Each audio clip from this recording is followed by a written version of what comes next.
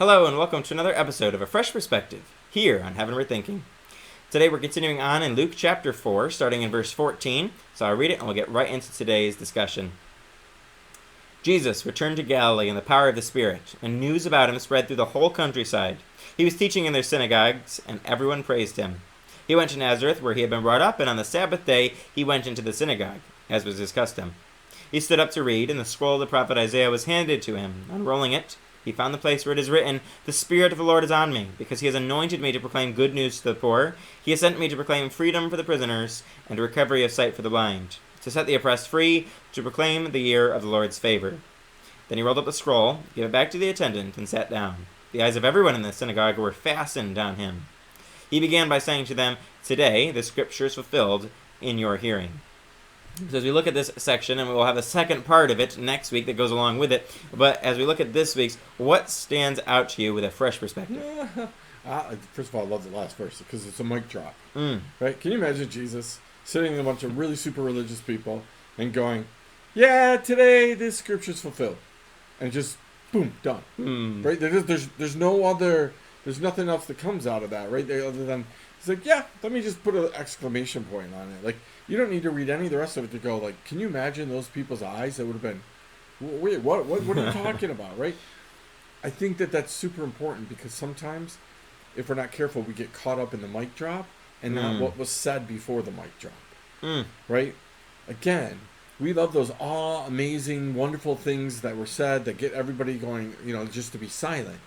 But are people really listening to what was said? Right. The important part here is we're to be on mission with God in life. You better know what God's mission was. What did God send Jesus to do? It's not what he wants you and me to do.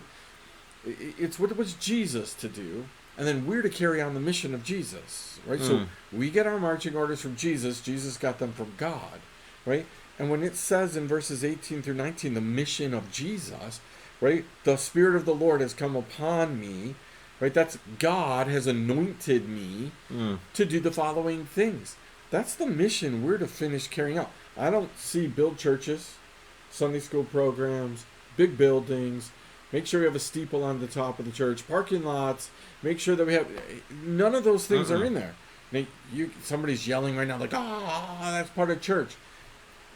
God said, Jesus, go take care of my people. The people that I love, especially the ones that need a hospital, right? Not the ones that can afford 5-star hotel rooms, right? Take care of the people who have a need and need a God to intervene. Absolutely. I think it's so important because, as you mentioned, churches today, we don't look at these verses, and we don't like to look at them because we're afraid that we might actually have to do something about them. Because we like to build our own kingdoms, our own churches, all these different things. We like to do all these programs and all these things. We become so busy doing these things for the Lord, or really for ourselves, that we forget to do what Jesus was sent to do and what Jesus sent us out to do, which, as he said, are these things. He's anointed me to proclaim good news to the poor. He sent me to proclaim freedom for the prisoners and recovery of sight for the blind, to set the oppressed free, to proclaim the year of the Lord's favor. So he was sent to point to the Lord, point to God, and we're supposed to point to Jesus. We're supposed to point to God, and not just that, but also to take care of people, as he said. We're supposed to bring freedom to people. We should be setting people free from a variety of different things. I mean, it's all about setting people free here in these verses, but it shows it in different ways because, as we know, there are different needs that people have that need to be met. It's not a one-size-fits-all approach, and I think as Christians today, we've reduced it to that.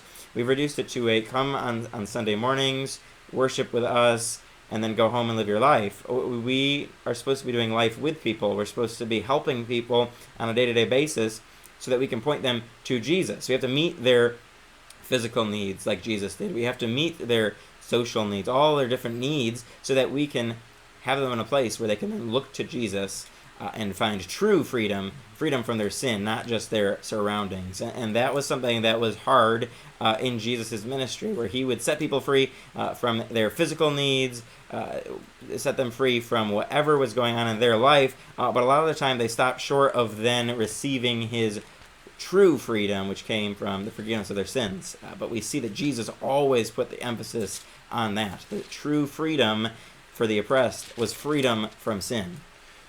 Yeah, I think you hit it right on the head. What Jesus was all about.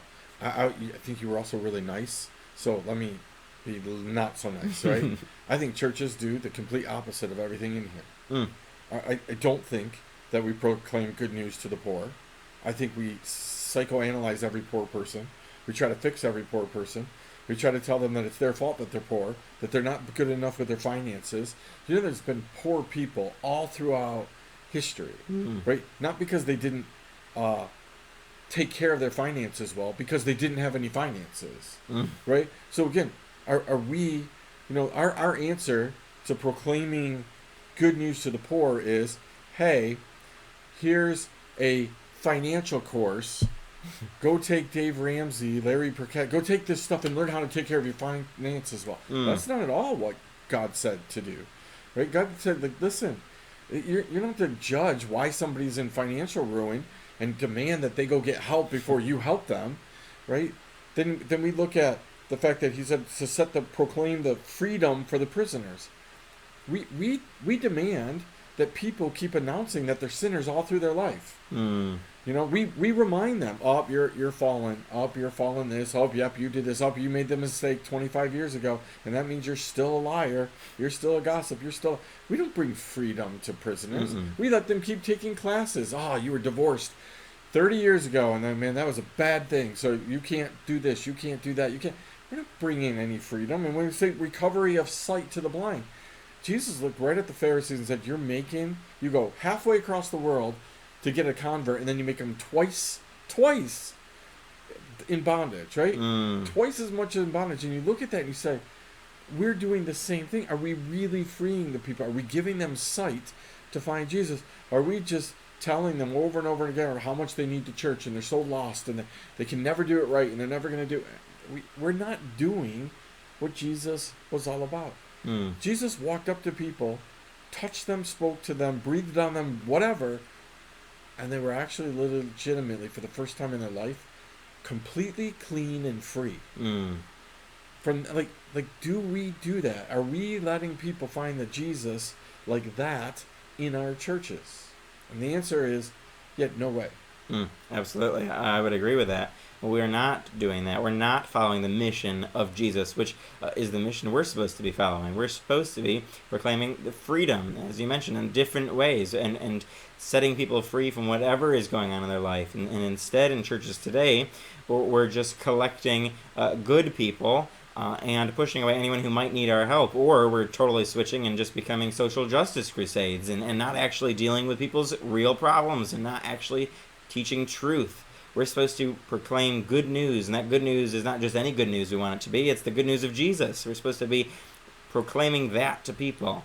And we've shifted it away, and we proclaim our own good news and not the news of Jesus. So I think it's important for us to get back on track, and as you mentioned, to reverse that course where we actually are setting people free, where we actually are helping people see recovery of sight. We don't help people see clearly in life because we're so busy teaching and preaching and sharing our own messages that we never share the message of truth, which is Jesus Christ.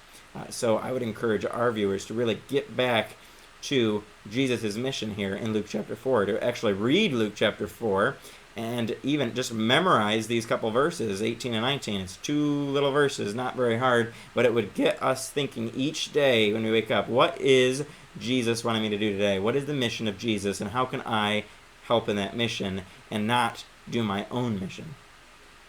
Mic drop. Absolutely. Well, we hope you've been encouraged and challenged by this episode this week, and that you will join us next time as we continue on and do the second part of this section in Luke chapter 4, here on Heavenward Thinking.